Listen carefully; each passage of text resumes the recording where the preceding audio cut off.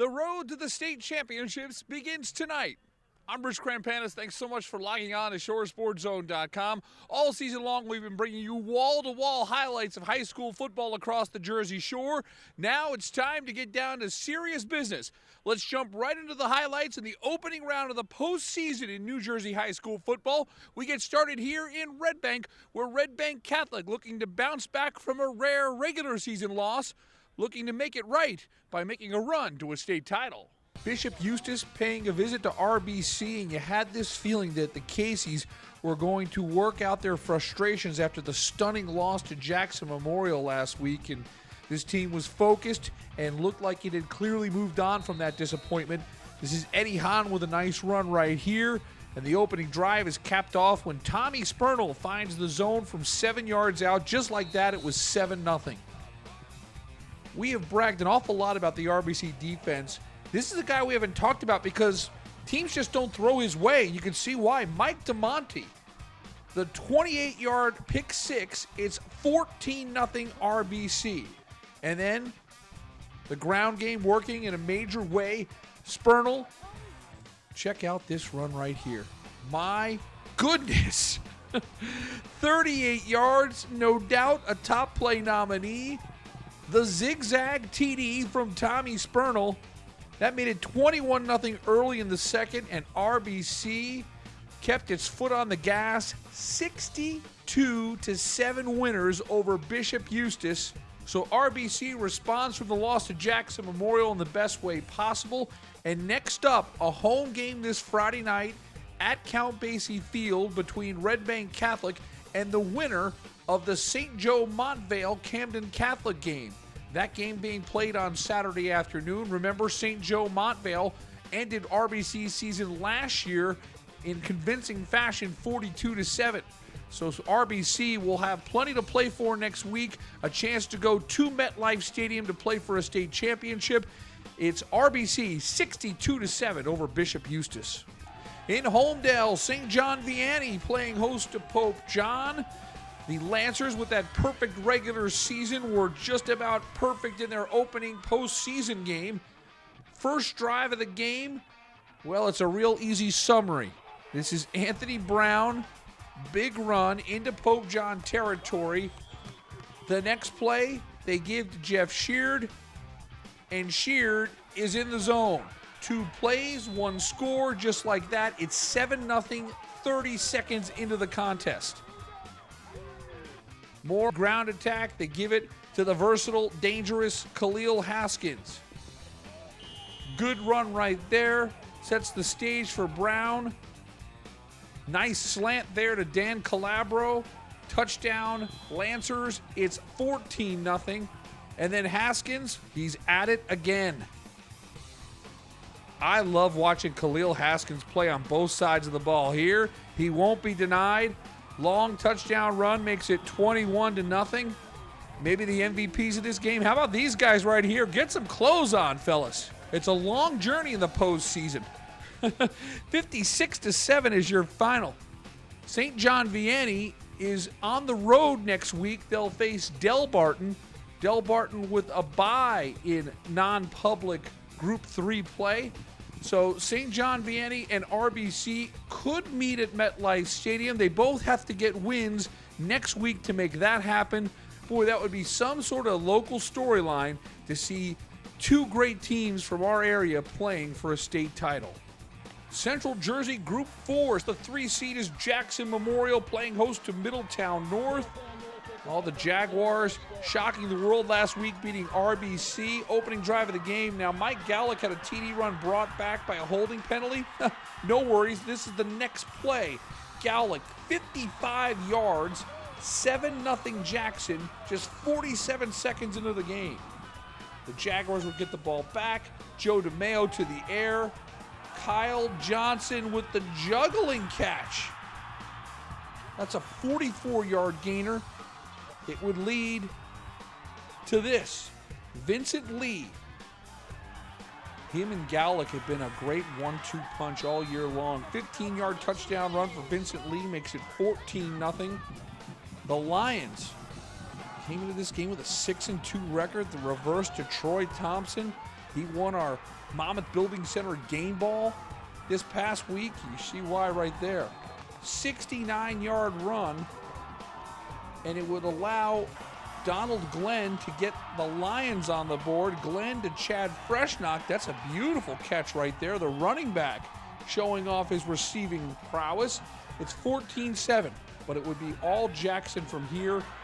This is Aaron Curette. We've seen him make plays as a wide receiver. Here he gets the INT and the run to boot. Gives Joe DeMeo and the offense excellent field position.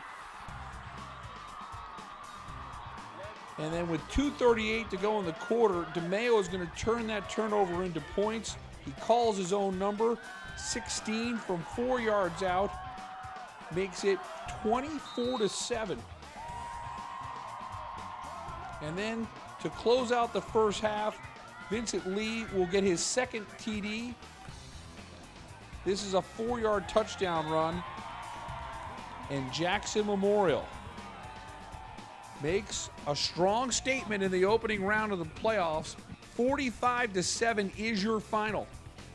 Middletown North, 6-3. They will close out their season with their traditional Thanksgiving Day battle against Middletown South. Steve Bush's team had a great year. There's no question about it.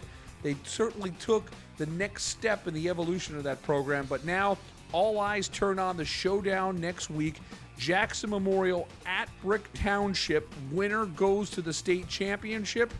We all know what happened in the regular season. It was one of the best games of the entire year when Brick scored a dramatic overtime win at Jackson Memorial. This time around, Brick Township, the Dragons are the host. Brick had no problems, a convincing win over Princeton.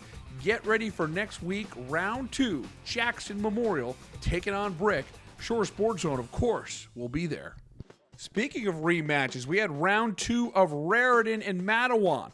The Huskies scored a fourth quarter late win in the regular season. This time around, it was 14-6 Matawan at the half. Second half, this is Jimmy Pierce to Justin Ferrara. What a great catch.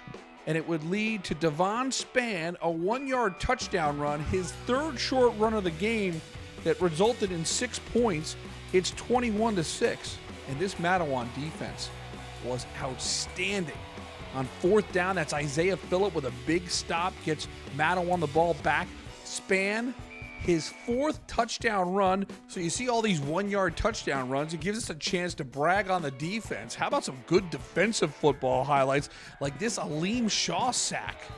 And Matawan wasn't done there. This is Dan Corridor getting in on the fun.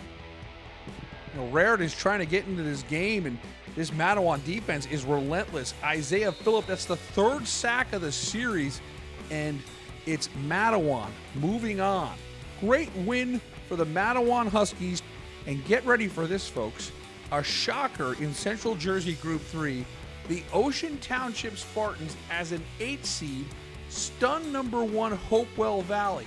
So now we have Shore against Shore in the semifinals. Matawan, they go from being on the road in round 1. They're home next week.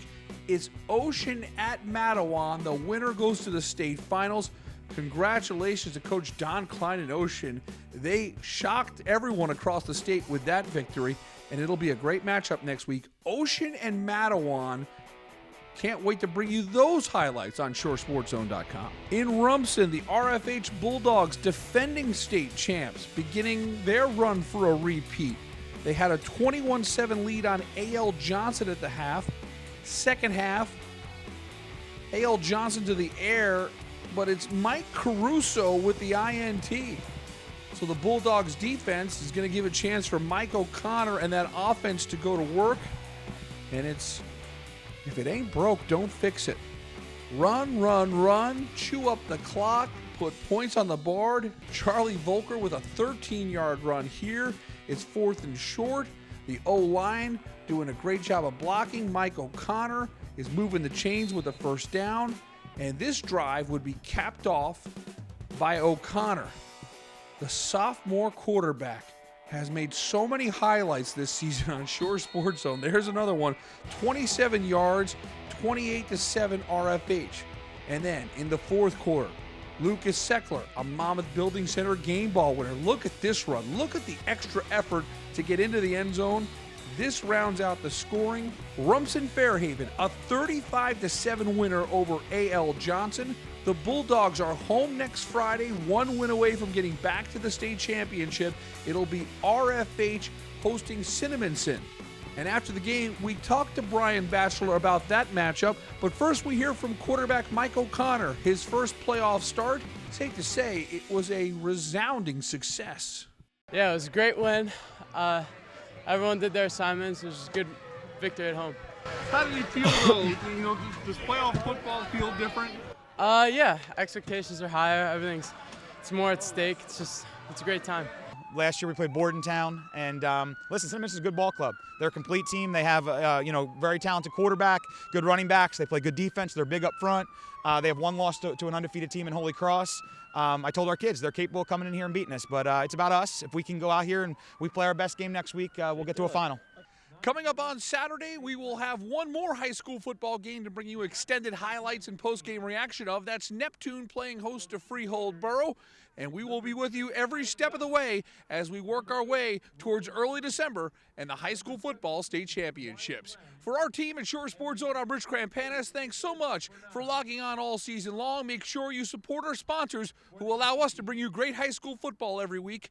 We'll see you on Saturday with more playoff action.